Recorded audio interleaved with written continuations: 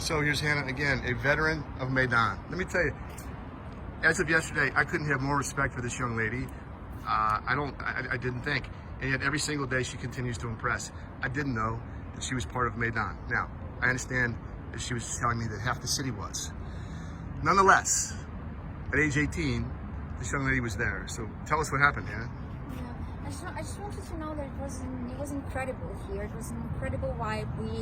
We had we sing songs here, songs. We were just talking. There was no a single drop of alcohol, and nobody was even thinking to bring some boosters, because we were already boosting on that energy of freedom, energy of change, and we knew that something big is going to happen, that something incredibly beautiful is going to happen.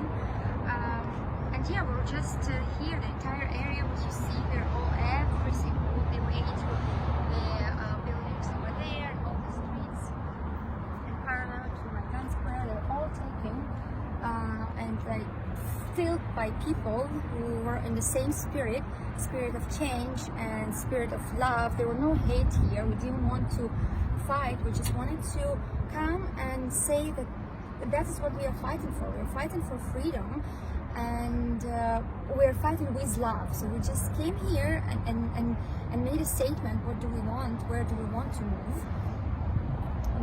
Yeah, that just forced the old government to leave. We established a new government which took the right direction people wanted to go to. And for those who aren't familiar with the history, the seeds of democracy were sown right here, right on this hallowed ground. It is hallowed to me. This is where the Ukrainian movement, if you want to look at it that way, sprung up by people like Hanna at age 18, and her parents who were with her, as I understand it. Doesn't surprise me at all. My grandma as well. Of course she was. They came right here, and as Hanna describes it, it was about fighting with love for things that are beautiful. You might also see it differently. You could also see it, I think, as simply standing up for what's right. And what we believe in. Which are universal principles of everybody counts, democracy, we self-govern, we don't, freedom. If freedom has a name, its name is Ukraine.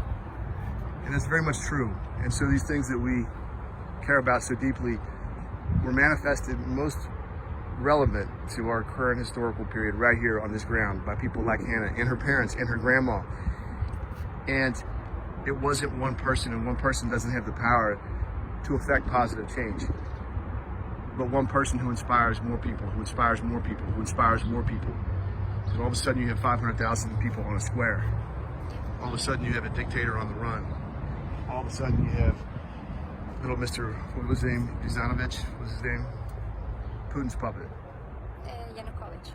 Yeah, and he had to crawl all the way back to Moscow to get away from the revolution of the people.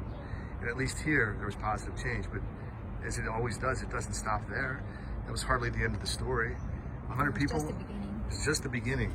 How many people lost their lives right here on the square? 100 people were killed. 100 people were killed, and if I'm not mistaken, in the days afterwards, because Maidan wasn't a day, right? It was a period. How long did Maidan last? Yeah, from November to almost March, like six months basically. Okay, 6 months, No, which doesn't. wait, 5 months. 5 months, 6 months, which doesn't seem like a long period of time, but was when this entire area was barricaded. Yeah. It was basically a fort. Yeah, I mean, but that was done after they killed people. At first, we were here just showing love and respect and standing for what we believe, and we wanted for government to hear us. But instead of listening to us, they decided to try a power of guns. Well, Hanna, they tried to shoot you. Yeah, well, they succeeded at some time. That's why so many people came there next day, because we wouldn't just accept it and think, oh, you know what, they might shoot more people.